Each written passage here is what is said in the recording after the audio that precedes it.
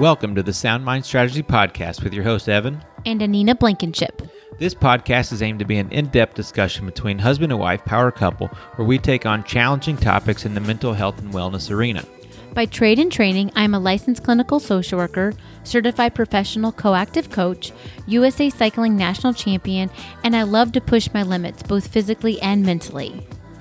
As for me, I am currently in a master's program for sport and performance psychology, where I'm also on track to become a certified mental performance consultant. I've also been coaching athletes for the last 5 years, helping them reach their truest potential. We're both very passionate about athletic performance, mental skills training, spirituality, and we love to take a holistic approach to helping people find harmony in their mind, body, and spirit. We believe that there's greatness inside of everyone. Our mission and the mission of this podcast is to help you unlock and operate within yours.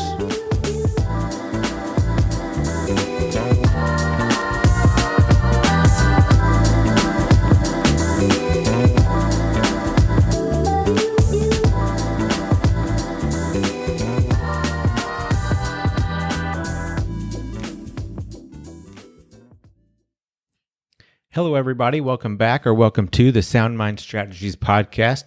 This is Evan, and I'm sitting across from my beautiful wife, Anina. How are you this evening? I'm doing all right. Not too bad. Not too bad. Just had been feeling pretty good for the last couple of days, and then just this weekend, some of the days. The weekend, or just more lately, or? Yeah, kind of a little bit of the weekend. Just kind of that nausea came back. Oh, so I'm hopeful no. It's about ready to kick the. I think overall is the trend like trending towards less and less. Yes, I think it is getting there. Okay. It definitely is. Okay, well that's good. That's really again. good to hear. I think I've mentioned this before. Like, I feel bad because I don't have anything to really relate it to or understand kind of what you're going through. So just anytime you say you're not feeling good, it's just like, I wish I could help, So we've tried all the little things like the little ginger chews and all the nice little things that people have given us. So and they do help to an extent, So yeah, it's the just, ginger tea and different things. yes, right? peppermint teas. Peppermints. Yeah, so working on it. Good. Just a quick little recap. This is episode number 12. Mm-hmm. So we're really excited. We're learning and having fun doing all these. And we were just kind of chatting before we started recording. Just we really are excited about this. This is probably one of the most exciting things, at least for me, that I have going. I have a lot of irons in the fire, kind of switching hats between different things. Work, school, podcast, trying to learn how to gonna be a dad in the future. Cooper, yes, and all these fun things. But this is the thing that kind of like I'm really, really excited about sports psychology and learning that. But for some reason, this podcast just really, I don't know, it's really exciting for me. I really enjoy it. Yeah. Likewise. It's nice. Like you said, it's a good time for us to have a conversation and then, help others along the way too, through our whole learning and discovery process too. So yeah, I like that part of it. So I guess just a quick little check-in. How far along are you? So 11 weeks today. 11 weeks today. That's great. Yes. Still, babies, we're learning how fast babies growing, and oh gosh, yeah. it's just so exciting to like we do this little journal from a friend of ours. Lauren actually got us this journal. So every day it has a little entry in how in the development stages of what's new and what's going on with mom and baby, and so it's really exciting. It is. It's really like, oh my gosh, neat. Baby grows so fast. I know. There's so much going on in there that it's just like it's amazing that all that's happening. Yeah, at 11 weeks, I think we read last night that baby's 2.5 inches long, tall, however you say that now. I also have, Anina, in my notes to check in with you from last week about a goal. Mm-hmm. We talked about goal setting and the importance of goals, and you said you hadn't really had anything for a while. Like you had Masters Nationals last year, and we are right at a year, right? Yes. Over. And you've enjoyed that. You've enjoyed kind of the mental kind of switching that off and just doing what you love to do, like to do, exploring a lot of different things in fitness. So what do you got? What do you got for us in terms of a goal? Yeah, well, that sigh is like, okay. This was a struggle for me because, like I said, like you just said, I haven't really had like a particular goal. Like it feels like in a long time. So what I decided is that first, my goal is like the long-term goal is to write a book. Yeah, that's not new. You came to me with this idea to write a book that you kind of felt like you had pressed on your heart to write something. I mean, this was 3 or 4 years ago, maybe. It's been a while. Than that. Yeah, back when I was like working at TCFS, so it was okay. Yeah, so I mean, we were in Decatur, and so it's been a while. Yeah. Yes. But I got really excited about it then. So it's really cool that that's kind of like something that's being brought back. It's like, okay, maybe it is time to start putting some energy into that. That's really cool. Yeah. So it's kind of like, okay, well, maybe, that would be the next new thing you can focus on. So, but, writing a book feels really daunting and overwhelming to me. So, at first I was like, well, I will, at first, I was like, okay, well, I'll write a paragraph a week towards my book. So like, I want to have some success with it, and maybe breaking it down to something kind of small like that will help me have initial success to keep me motivated and continue pressing on. And then, I was kind of talking to you about what my goal was and what I was thinking of doing. And then, you kind of helped me brainstorm a little bit and came up with, well, maybe you can start to just, you said, maybe just journal every day. And I was like, that just doesn't feel like it's going to happen for me. I mean, it's helpful, I know, to get my thoughts out, but I was like, from going to like hardly no journaling right now to like every day just felt a little much. So long story to get there, but I am planning on just journaling 3 days a week. I'm going to make it Monday, Wednesday, and Fridays, and just journal, like get everything out, all my thoughts on a piece of paper, whatever's bubbling through my head that day. Because I think it's going to help me get into the flow of starting to just write and get into a habit of writing. No, I like that. I think I think you might have a general idea of where it's going to go, but I think you also want to just get a message across and let it kind of write itself, And yes. I think that's really good of, like you said, just getting in the flow of it. So just getting in the habit of writing. Yes. Just, some things, probably a lot of things, maybe in the early stages won't make the cut, right? But it's just getting in the habit of sitting down and putting pen to paper or fingers on the keyboard, however you choose to do it, and just creating, right? Getting something that's from within you out on paper. Exactly. Yes. And and I'm going to set a time limit on it too, just to get myself at least 15 minutes of writing 3 days a week. So it's like, so then, I'm not just 5 minutes and I'm done, just to get myself in the habit. I like that. And it's just, this is early stages. So this is like, I kind of have a vision of where I'm going, and I know the first step is to just create discipline. Exactly. That's totally what it is. Yeah. So like, and when we were brainstorming for goal setting, I was completely in the mindset of athletic endeavor, something probably cycling related, but maybe not, because so when we were first brainstorming, I was saying, all right, let's take a look at some things, like so we could revisit things that you've had a lot of great success in and maybe try and repeat better than PR in that area, or maybe some areas that were lacking, some areas that you felt like you missed that you want to give another shot. Yes. And then another athletic area is like, well, you're just a general all-around complete athlete, so why not try something in a completely new vein, right? So I was like, that's where I was thinking it was going to come from. Right. But when you went back to write a book, I was pretty excited about that. Yes. Yeah, I am excited about it because it's something I know that's been on my heart for a long time. But I think maybe part of it is like the Lord's preparing my heart, because I do want it to be a book about my life and the things, I've gone through and the way I've recovered from those hard times. Because I do know it's, there's a reason I went through those things for somebody else to learn and grow from too. Yeah. So yeah. And just, being pregnant now too, I feel like, I may have more downtime to really focus on this too, as the months start ticking away and yeah, I mean, and you'll still be an athlete in some regard. I mean, I think that's been a part of your life forever. I mean, so that you'll always do something in that vein. It just might not be something you necessarily want to put a goal to at this point. So exactly, that's completely fair, and that's great. Yeah, it's cool to put your energy and focus into something else. Feels good to help keep me well-rounded. Yeah. I kind of wanted to touch in. We mentioned that I kind of was making some major changes to my racing training calendar for this year, and by not going to nationals next month. Yeah.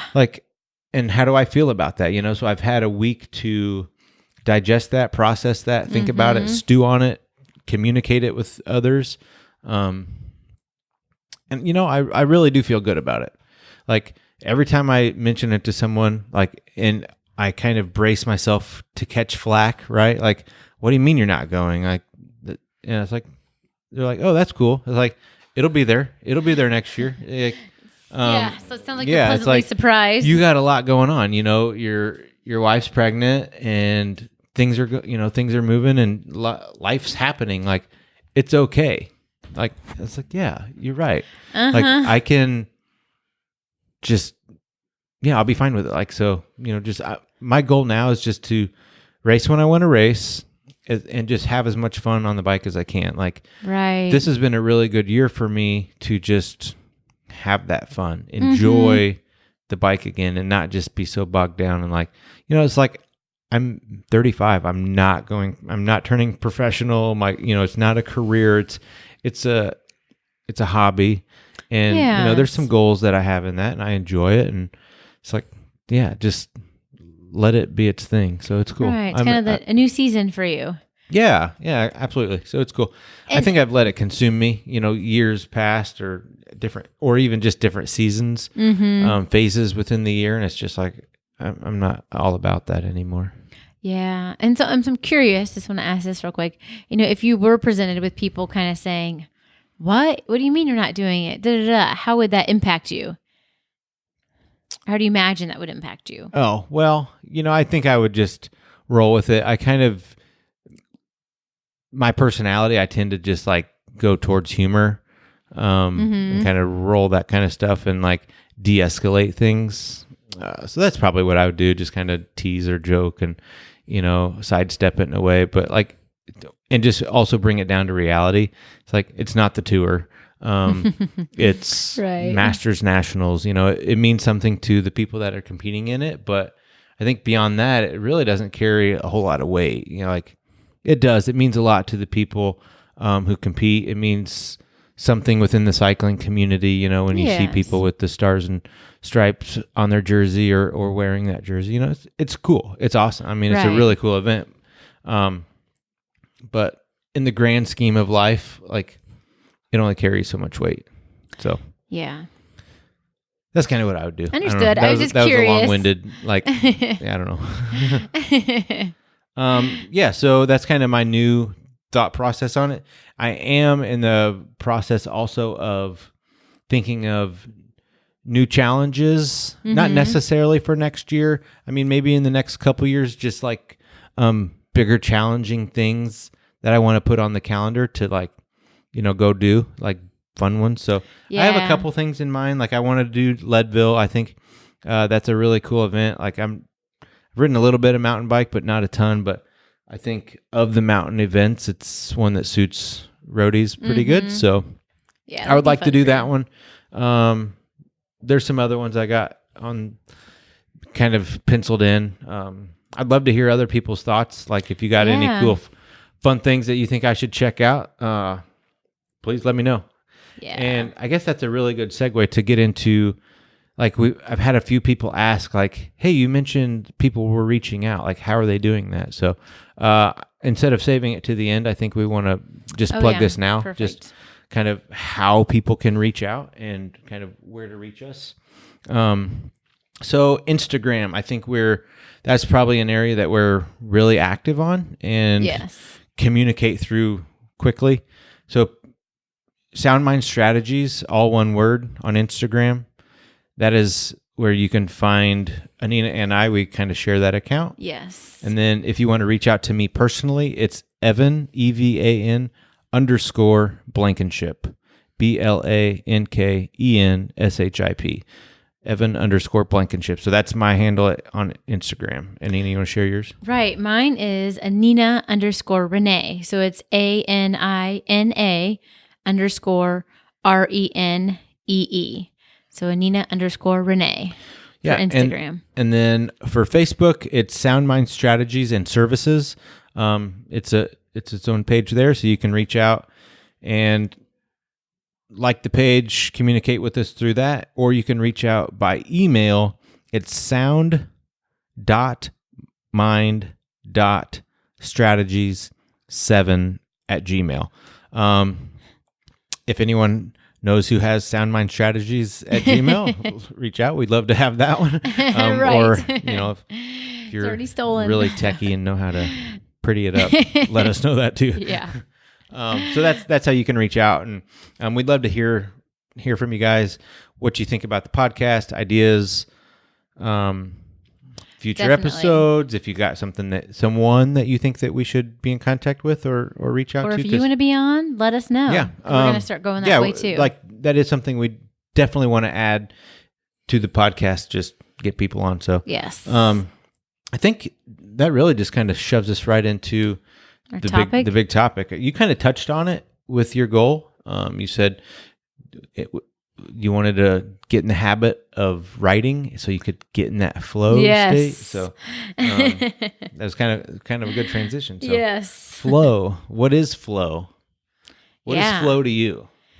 So to me, it's like when I'm in this state of just like, it almost just feels like complete euphoria or something. It's like it's just me and that person I'm coaching right then and there, or me and my bike. And it's like, I'm just in this like zone where it's like, I'm so connected to the bike, to what I'm doing, or to that person that I'm coaching, that it's like, gosh, it's almost somewhat hard to describe sometimes, but it's like you're just so connected that anything else that's going on in the world just doesn't even matter at the time because you're so presently connected to what is happening in that moment. I think that is, a perfect example of what flow is. It's really just that total immersion. Mm-hmm. I'm totally absorbed in the moment. When all other thoughts and emotions are just gone. Yes. It's just, and you hit a few of the key trademark phrases or words, whatever, that people use to describe flow, like in the zone, hot hands, like if they're playing basketball or whatever, I got hot hands, or in the zone, or effortless, or, just total immersion, so those are it. I think we've all experienced that in some area of our life. It's kind of when our skill meets challenge. There has to be a certain level of challenge, and then that requires skill. So it's just, like we've been training, and you're in that race, and everything just goes right. Everything just flows perfectly. Or it could be business related. It could be coaching related. Just like everything, it's just you're hitting the mark every single time. It's just effortless. But you've done the work. You can't just show up having not done any work. Right. And expecting to experience the flow state. Yeah. I think the goal for coaches, athletic and outside of that, is to get our clients and our athletes, our people, to experience flow in their life. Yes. And what's what would you say is perhaps, I don't know, like the process to get somebody there? It's something continual, right? You got to keep working at it. Yeah, it's a multi-step process. It's a long process to get there. I like to think of it as kind of like a chart. Okay, so on the x-axis, or a little diagram. So on the x-axis, you have challenge, and on the y-axis, you have skill. So as the challenge gets greater, the level of skill you need also has to go up. So and then that perfect line, is kind of trending upwards. Is flow state. So as your skill gets more and more from practice, you will need a greater challenge also to be in flow state. So you can't just be like super, super practiced, and then go play, newbies or race against, if you're an elite level cyclist and then you go race against people who, just took their training wheels off, you'll probably won't reach flow state because you'll be way too you'll be over. The challenge isn't great enough. Okay. And you can apply that to anything. So, and so it was explained to me, like that flow can happen even extremely early on it whenever when you're brand new into a skill. Oh, okay. Whatever it is, like you can still experience flow state even in a very early stage of your training or whatever it is you're applying it to. I mean, if you're a speaker, or whatever. So I think you can find flow early in all facets of life. Yeah. Okay. Yeah. But I think also to keep skill go or to keep flow state going, you have to have those mental skills and preparations to prepare for challenge, adversity. A lot of times challenge and adversity is internal as well as external, right? Right. So, very true. You're going to have all those things to increase your ability to experience flow. Yeah. That makes sense. It's like got to keep keep striving for the next thing almost, it feels like. The next challenge, right? To help to get you to that flow state.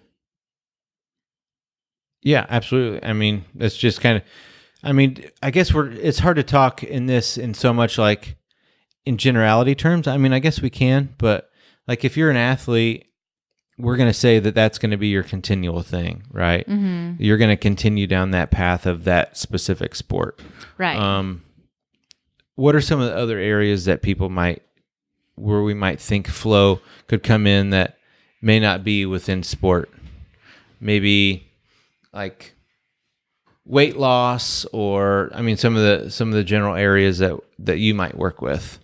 Yeah, I mean, I know like I've kind of noticed just as a coach, like I mentioned earlier, being in that flow state when I'm in that just zone of like coaching and it's just me and that person, and there's no distractions, and then I've had different clients get into that flow state too, and they have been, they're just on a roll with, like you said, with like losing weight or increasing their like communication skills. They just kind of get in a flow where they feel like they can really communicate well with those around them and, not get so tongue tied up in their words. It's like they're just, they've said, I just feel like I was like flowing. I was in my zone, in my element. I've heard it like that too. So, yeah. And I think there's so many things that contribute to it to help get you there, just that continual practice, for me, it's been putting myself in situations where, I have felt like I don't want to say like less than, but just kind of felt like it was going to be a challenge, like put myself in an uncomfortable spot where I knew it was going to be a challenge. But you knew you had the skill to meet that challenge. Exactly. I knew I did. I knew it may be slightly uncomfortable, but I knew I had the skill to get me there, and it was helping me reach a new level. And I think, in those moments, did you feel like you had to really hone in your concentration and focus? Yes, I did. And it's like I had to help all the other voices like drown out, all the negative nillies and all that jazz. I just had to really, just kind of, they weren't even background noise. It's like they were on mute, so I could get in that state. I think that is the perfect description. It's like they have dulled so much that, all the distractions are just faded into the background. They're just like not even, I think I think one of the best examples of this is like picture the free throw shot, and you have all the noisemakers and everyone's going crazy in the stands. I mean, it's literally right in front of their face, right? Right. But then like the face of the athlete getting ready to shoot the shot is just like like no one else is even in the room. Exactly. And just one after the other, just right, perfect, hot hands, It's just like, wow, all that effort to make and cause distraction and make him lose focus didn't even happen. Like they're in flow state. Yes. They're so practiced and unwavered in this that it's really cool. Yeah, it is. It really is. And to be realistic, it's something I think, like we said, it takes time to get there. Absolutely takes time. Yeah. Yeah. It's one of those things. But so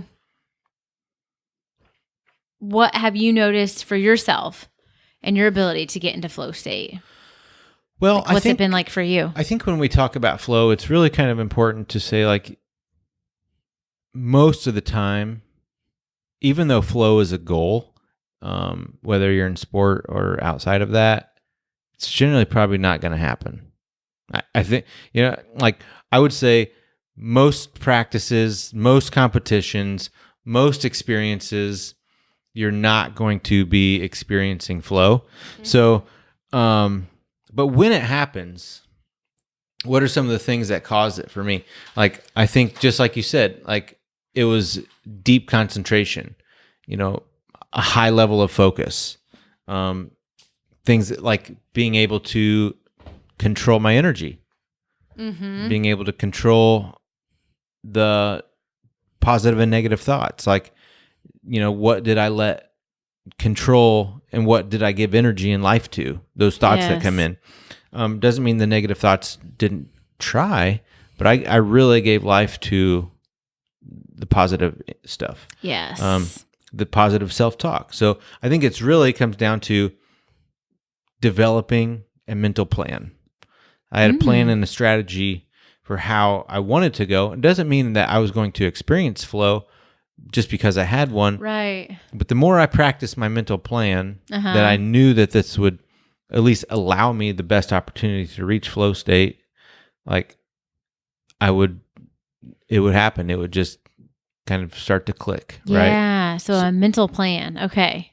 Yeah, so when I start to implement this, like I would experience flow on a more regular basis. So one of the big things for me was controlling my arousal level, controlling, like, am I getting way too amped up, way too motivated, or not motivated, but like anxious, like my energy would be so high that I would become anxious and nervous and tense. I would create all this nervous energy. Makes it so hard to focus. Yeah. So I really had to learn how to relax. So once I did that, once I found like a warm-up routine and the right people to be around and conversations to have, like, oh, okay. Yeah. Now I got the right state of mind. Yes. And then I had a really good strategy for how I wanted to execute the race. I didn't let the race I didn't have to just respond to it. I controlled how I wanted to race. And I knew how to best suit me and my abilities. Right. Because that makes so much sense too in all facets of life. It's like you can only control yourself. You can't control if the people in the crowd are, rolling their eyes or falling asleep when you're talking or giving your presentation, your speech, whatever. It's like you can only be in control of yourself.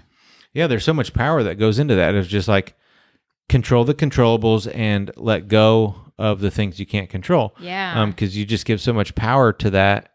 It's like, well, why? You don't have any, you can't change it.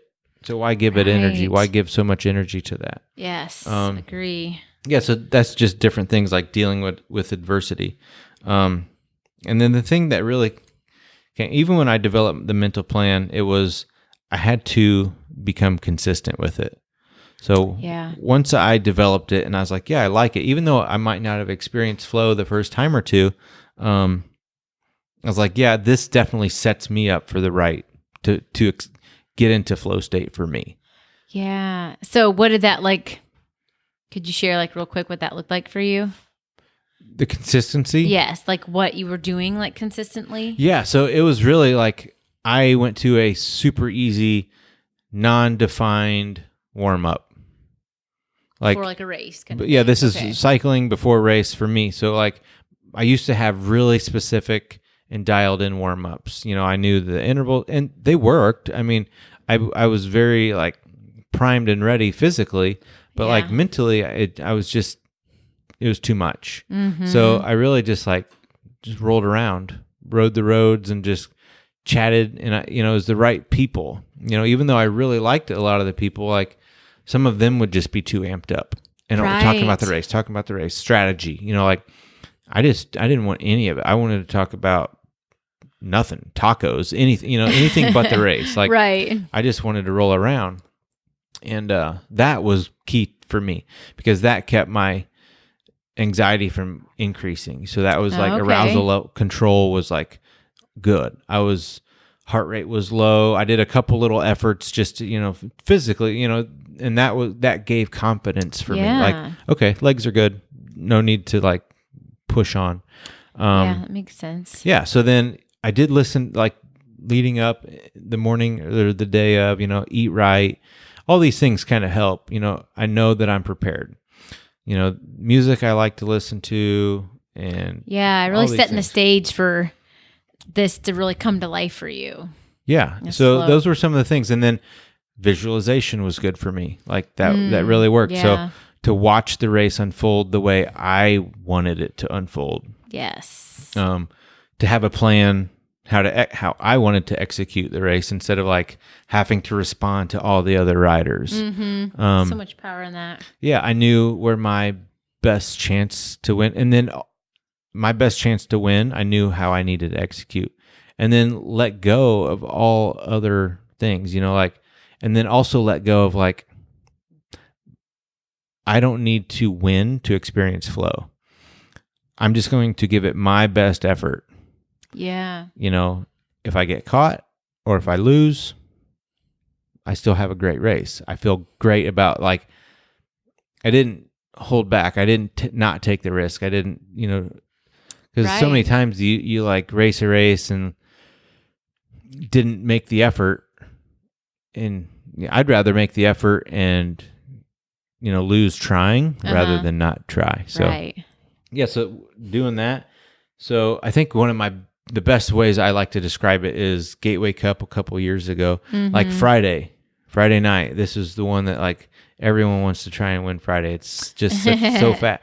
Right. And I just kept my energy really, really low, and I just knew it was all coming down to one huge effort for myself. Mm-hmm. And if I got caught, I lose. If I don't make the effort, I lose anyway. So, or I could win.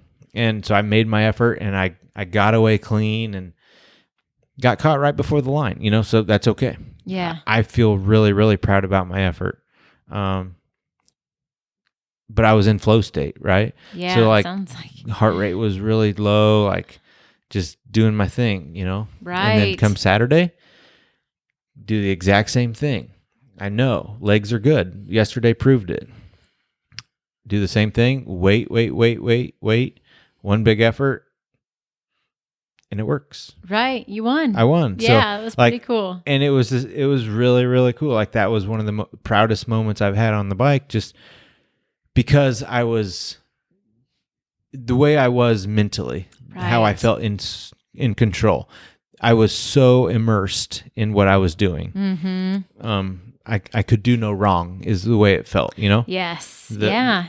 And it's so neat how all those things you'd worked on, consistently over time, it really, came together for you on that big race. Yeah, it was great. And to be honest, like I love being able to watch other people experience that, like coaching athletes and then working with people on mental skills and different things, just like watching them and then the joy and excitement that they experience when they come to you afterwards, like, they're besides themselves just with excitement. That is so neat. And then for you to be able to like experience it yourself is so cool, so what they're going through and what it feels like. Yeah. It's just so cool. So I think a lot of the things is just like getting with a coach, and developing a mental plan. I think that's kind of where everyone needs to get to, no matter what area of life that what your skill set is. Not everyone's cyclists and racing bikes. We understand that, and there's so many other areas that people devote time and energy to. Just like you said, your goal is now going to be writing a book, and you even said finding flow in that, right? So finding flow can be applied to anything. Yeah, it really can. Which I think is so neat. It's not just exclusive to athletes, because I hear it, hear it a lot in the athlete world, but it's applicable. It's applicable to all of us. And I know, like, more recently I've had some too where I felt like I'm in the flow state is when I have been like leading different classes at work or different speaking engagements.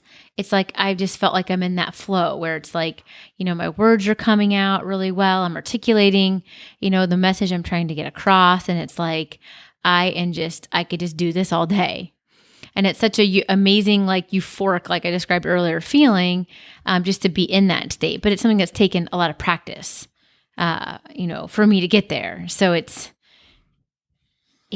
takes time, which is hard for me. It's like patience. How did you, what were some of the steps that you took to like go from never experiencing it to experiencing it more consistently? Yeah. So that's a good question. So for me, it was, especially because it's like more recently to some of these speaking engagements, is just the visualization has come into play a lot, where it's like I visualize myself being successful at the message I'm wanting to deliver. Then I also listen to different podcasts or different YouTube videos where people are giving really, they're just giving excellent, they're giving like excellent, demonstrations, talks, yeah, just excellent talks on the message they're trying to get across. So I would pay attention to their body language. I paid attention to the whole thing. And to me, just having that visual really helped me to bring that into my own visualizational practice for myself. To see what that looks like. Exactly. And then try it on, so to speak, for myself. I think that's important. You're not trying to emulate them so much to be them, but the same way, I guess, to go back to the sports side, like when we're little kids, what do? We emulate our heroes, our superstars, right? Whatever vein you're in, like that's what you do. Or if you're an artist, your favorite artist, you emulate them, whatever. Like, I think that's perfect. You try it on for size. You see how excellence looks and feels, and try, like you visualize yourself like Michael Jordan, shooting the three-pointer, right. So. Yeah, and you make me think a lot about what you're saying, too, is that creativity that I think sometimes is lost when we're, like, when we grow up more. Just thinking as corny as, like, I remember I think it was my brother who would dress up as Spider-Man, and it was just, like, he like totally took on the Spider-Man. He was like clinging from the walls and like jumping off the couch, but it's like, I'm really Spider-Man, and I'm doing what Spider-Man does. And it's just like, whoa, it's like, you like do these things with so much confidence because you're like emulating this person or whatever. And it's like, dang, I think sometimes in life as we get older, at least for me, it's like I lost touch with that. And I can still emulate things I did as a kid, and it can be fun and enjoyable. And do you think that can be utilized, that kind of mindset can be utilized to help us find flow? Like, since we're kind of talking about flow, like that creativity and the total immersion and the focus, do you think that we can bring that kind of childlike idea into that mindset, that we would say, like, what does the ideal person in my vein, my skill set, my arena look like? Yeah, I totally think so. Because I know I've tried it on for myself before with the coach I was getting, coached by when I was doing nationals last year. It's like really embodying, like, how would she handle this? What would she do? And it really helped me, because it's like, And it was having those conversations with her. And I still remember before my championship, it was like, I was always, I used to always, listen to like, I don't know, like kind of the music that like kind of pumps you up and stuff. And I think that we're taught to do that, right? Right. Oh, you got to get pumped up. Are you pumped up? Exactly. And the more like I worked with this coach and just got into a different flow or different routine, I guess I'd say, it's like just like more of the praise and worship kind of calming music really helped me and just to really calm down. So it was just, I was trying to I guess I was kind of like emulating what she did and like trying on the way she did things for that period of my training. And it really helped. And it didn't work because it worked for her. It worked because that's what you needed.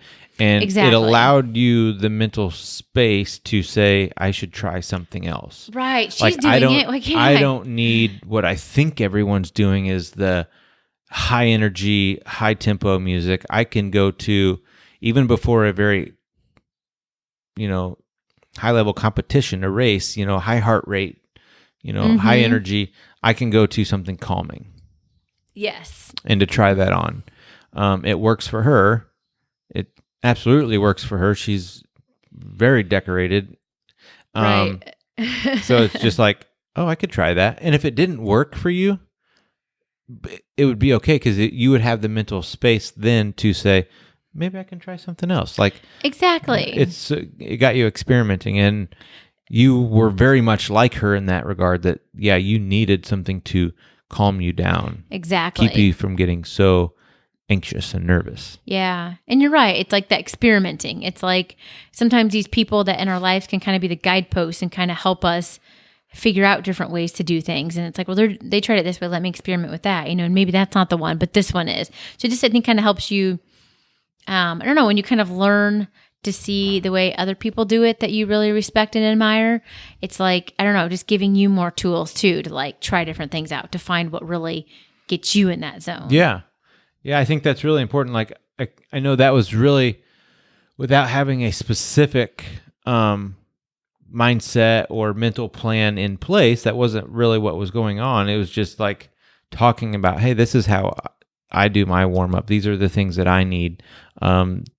Maybe you should try it, or this is some music that I like to help me kind of like get into that zone, and really keep me from going, into the red before I'm even ready in the morning. Right. Exactly. Yeah. And it just makes me think about how routine is so important, continuing to practice it. Cause I was always someone who was like, oh, I'll try this day, this, that day. And then race day, I may just change it up. And it was just like, that was so unhelpful because it's like, if you're constantly having your body in this, at least for me, this constant, I don't know what she's going to do this time. Is it going to be this or do that? It just was so unpredictable. Oh, that even goes to, mental plans and nutrition and all this stuff goes down to like people like they eat so specific all week and then it's a really important race and then they eat something completely different. Instead of like trying to get their nutrition dialed, they're like, well, what should I eat before a big race? Like, right. Well, what do you eat before practice or a normal training session? Yeah. What have you found that works well for you? When do you feel the best? Why don't we just stick with that? Mm-hmm. Or what are the routines you do before you deliver your big speech or what makes you feel the best, Yes. So true. So true. It's the whole keep it simple, silly. Yeah. It's like, if it works, why change it? If it works during training, it's going to work during competition. If it works during Monday through Friday, and then you have a big meeting or whatever it applies to you, maybe stick with it. Yeah, and I can say as you're bringing that up, I do remember from my own experience, I would do that. I would not stick with it, and really at the heart of it was sabotage. I mean, could go in a whole nother way with that, but like if it worked, great. But like if it didn't, great, because now I have an excuse. Exactly. Like I'm going to change it up for race day, but it was almost like a way to kind of like, for me anyway, sabotage myself. So then I had an excuse. Yeah, like you said. So yeah, but so there's some major components that lead to flow, right? So there's just some components that have been outlined that just understand of what flow is and how to get there, and just different things that would go into your mental plan. Yes. So the first thing just being that challenge skill balance, kind of like what we talked about. Like as your skill level goes up, you're going to need more challenge to find flow. As the challenge goes up, you're going to need more skill. So you're going to have to train more. You're going to have to practice more. You're going to have to sit down and write more, learn how to write, whatever. Yes, so very true. That's the first one. The second one is action awareness, merging. So that's going to be like, we're going to need to just finding that awareness, kind of like just what it says. How the mind is going to be looking at the body from the outside, just having that. So that's kind of, you can apply that in different ways, depending on what you're doing and what your vein is, kind of how that looks. Just like you said, being able to try it on. What does Spider-Man look like? Like you said with your brother, right. You're going to just immerse in that and understand, like, well, Michael Jordan shooting the 3-pointer, or my favorite speaker on stage giving a speech, yes. and I have to give a speech. What does that look like? Mm-hmm. Very true. Yep. And then this is the third one is really good. We kind of touched on this last week, is just having those clear goals. We kind of went pretty in depth on goals. So please, if you haven't heard that one, go back and listen to last week's episode on goal setting. So that's having goals and having that clear vision of where you're going is also very key to finding flow. Like if you're just haphazardly kind of going day to day, week to week. And then this is something that I think that we will definitely be talking about in the near future is feedback. Oh yeah, we are. You want to kind of talk a little bit about feedback and kind of how that goes into flow a little bit, and just kind of the importance of what it is, maybe? Yeah, and are you talking more like the feedback that you get just from like... Kind of like working with a coach or working with someone, like, when you were training, how did that conversation go? Like how did feedback help you move forward and able to find kind of more skill and flow? Yeah, I guess I'd say like it did help me in that.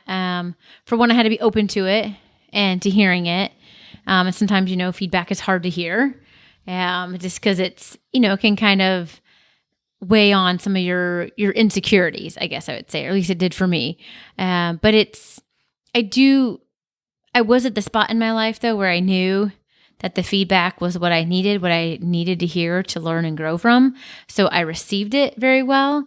So I think that's a huge piece of it too, is like respecting the person that you're being coached by, or the person, your mentor, or whoever it is. It's like give enough respect for them that it's like, you're going to give me this feedback. And yeah, it may touch on some spots that are like, I'm very vulnerable in, but I know it's only in an effort to help me grow in that part of my life. So it's, but I know like a lot of times, like you hear like using like the sandwich approach, where it's kind of like, saying something you feel like they did well in, where they could improve in. And, yeah, I think that's really important. Like to deliver information to an athlete or a client, someone that we're working with, like it's only for their improvement, but sometimes it's hard to receive. I know I've been on the receiving end of that kind of information of like, like it's hard to receive, but like the delivery makes the difference, It does. Like if, like you said, that sandwich approach, compliment, the improvement area, and then it finish with another compliment kind of thing. Like you understand that their position now, like you're not criticizing me, like you want me to be better, and you found an area where I need improvement. Right. Yeah. Because I know I've been on the other end where I've received feedback, and it's like, I don't know. I don't want to say it's not that I didn't respect the person, but like it just wasn't, I I don't know. It's like I didn't receive it as well. But I think part of it could have been their approach, where it was very like, this is like early on in life, but just very kind of like degrading and demeaning towards me. So it's like, it was hard to like receive it because it was like, oh, like your delivery was so horrible. Like now I feel like, I don't even want to go. Tall. I don't even want to try this anymore. Exactly. Just you kind of like lose your steam. Yeah. Exactly. So another area of feedback that I think is really important is the feedback we give ourselves. Right. So true. Yeah. So like you just get that constant feedback, like I'm doing the right thing, or that didn't quite feel right, or man, I'm just like I cannot make a wrong move. Like I am just flowing. Like everything feels good. So I think that's another, like we have to be in tune with our bodies, our emotions, our thoughts, like, and that comes down to the skill and practice in that area. Like once you've developed a certain baseline, you get that feedback, that instant feedback of you're just doing the right thing. Things are going well. That's very true. Another step is concentration on the task at hand, that total immersion. So that's just so important to not have those little distractions, that you can just stay focused on what you're doing. And that's where the proper level of challenge comes in, because if the challenge is way too low, it's not interesting anymore. But if challenge is way too high, it kind of loses that other, it's just like, you just shut it off. Like I don't even belong here. Right. Kind of which makes me think like, I think what really has helped me on that is like doing like the mindfulness practice or the meditation practices, like where, so you can be you're just so present about what you're doing. You're like how we've said, be where your feet are at, you're so present right then and there that all those distractions are just like, I don't know, not teetering you from what the current task is at hand. Exactly. There's so many things that just kind of like really build on flow state. There's a few more. I kind of do want to hit on them quickly. I know we've kind of, just covered to be mindful of time. Yeah, we've covered a lot, but just the next one is a sense of control. This really helps people just lose that sense, that fear of failure. And they just kind of have this sense of power, confidence, calmness that kind of just like takes over. I think that's just so important. Like, so you have to start developing that into your own thought process. So like, it's just taking control of some of those thoughts, like you just start to give energy to those positive thoughts and let go of a lot of those negative thoughts. Yeah. So many cool key components. Yeah. So just next one real quick here is loss of self-consciousness. That's really neat. Like for me, like it's just that everything kind of just disappears. All the worries and negative thoughts just kind of like go away. Okay. So you just don't have that feeling of like things are going to go wrong, and so you just feel a lot stronger. You feel more positive. So just like I said, all those worries and just kind of disappear. Yeah. Transformation of time. So that is another key component of flow. I think a lot of people may be more aware of this one than they initially think. When you're like transformation of time, it's just like they're just lost in time, like that effortlessness feeling, like when you're running a race or doing something athletically, it's just like the effort, it just feels effortless. So you're not like counting the seconds, right? Or when you're delivering that perfect speech or you're writing, it's just like you're just so engrossed in what you're doing, like you're just not aware of the outside world, So I think that's kind of how that timepiece goes away. So you're just so immersed in it. You're like, pull up, like, wow, I've been in this for hours. Yeah, exactly. Yeah. So I think that's really cool. Like flow is something that like is fun to learn and read about and experience. Like I said, I think we experience flow on a much less level than we would want. Right. Since I can count on one hand, I feel like where I've been in the flow. It's not. Yeah. I mean, I would love to say it's just like all the time. Like every time I clip in and go ride, I'm just immersed in flow. It's not generally the case. Or anytime I'm at work and performing or anytime I'm writing, it's just flow. And I think because it is so rare, it really makes you cherish those moments when it does happen. Oh, right. I mean, there's a lot of things that have to go right, Yes. I think for athletics, we all know that even if you do things right, you don't always have great performances. It's just the way the body works too. So that's another component. Or, very true. We have a lot on our plate. So life gets in the way, and that's just learning how to deal with those distractions and those other irons in the fire. How do you process the rest of the day and still experience flow? Yes, very true. I think for me, the main thing is having someone to develop the plan with, to get the feedback from, and know that I'm on the right track. Yes. That boosts my confidence exponentially. Right? I put my time, trust, money, energy into their plan, and help develop a mental plan around their plan for me physically. Yes. Right? So even though I coach athletes, I do like to trust and have that experience from another coach that I value and trust. Yeah. It's a key piece of it, I think. What about you? Even outside the athletic endeavor, do you kind of along those same lines with your life coaching? Yes. I do see the impact and the value of having my own coach. So I do have my own coach, so I can get, feedback back. And when I, different things I'm going through with a client or just in my own self, to get that feedback. And sometimes it's hard to hear it, but I respect it and know that, it's only going to help me in the long run. Because you're not coaching to say hey, I'm dealing with a client and their issue is X. How would you coach them? You're getting coaching on your own life. Exactly. Yes, I am. And kind of helping me work through those barriers so that I can be a better, more impactful coach too. So it's all in service to help me become a better coach. But, sometimes it is pointing out my coach has to point out those things where the dissonance is for me, and help me figure out what is in between me and this thing that's going on or whatever. And asking those hard questions and having to kind of point things out. Well, you said this, but this is what I see happening. So what's kind of, tell me more, and it's that's really you're great. Right. Now, do you think that helps you find flow in your coaching more? I do. I think it does, because it makes me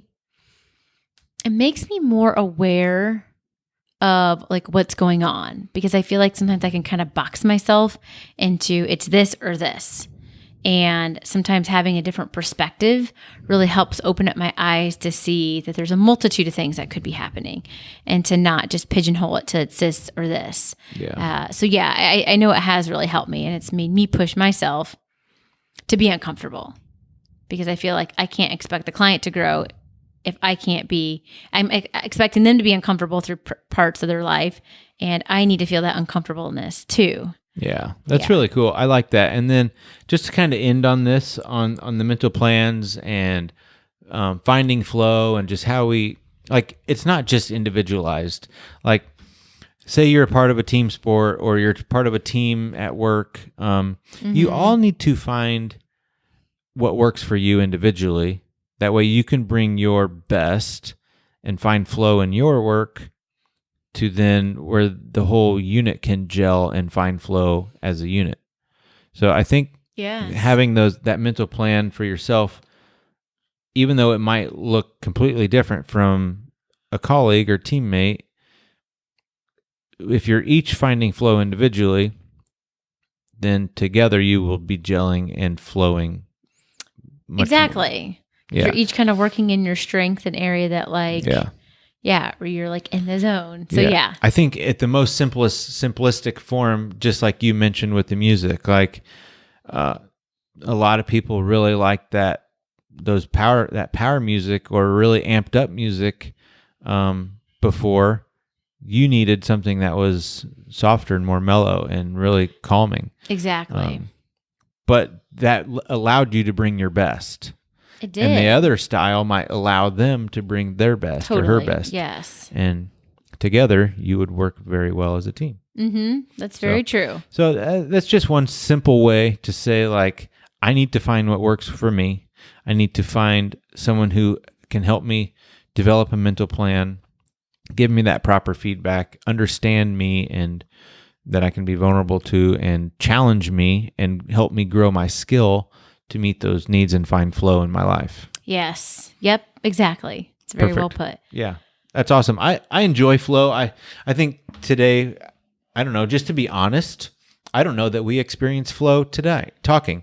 But that's okay, right? Like, right. It's kind of, that happens. As skill and challenge, there's that balance. So, but that's okay. Like, I think we still delivered a good message. I still think we had a good conversation. And there's things we can learn from it too. Yeah. From how things went. So it's good. All in all, it's a good experience. All in all, it's a good experience. Makes me think of that saying I've heard, like, new level, new devil, right? Yeah, exactly. I mean, we put this pressure on ourselves to perform and like we have to do so well. And I think maybe that's even something for us to say, just go back to what we know. Right. Just connecting and having that conversation between you and I. So true. That's really cool. So thank you for those of you stuck with us. And moving forward, I think that is something that we want to do, is get a couple guests on. We have a few lined out, just trying to pin down dates and times and kind of when that works. If you would like to hear maybe a sample coaching session from Anina, I think that would be a fun thing to add. So look for those in the future. Like I said, please feel free to reach out. Instagram, Sound Mind Strategies, or Evan_Blankenship. You can find us at Sound Mind Strategies and Services on Facebook, or you can email sound.mind.strategies7@gmail. And then Anina's is Anina_Renee on Instagram. Yes. So please feel free to reach out. Talk to us about anything, everything. We'd love to hear from you guys. Thank you, and we'll see you in the next one. Sounds good.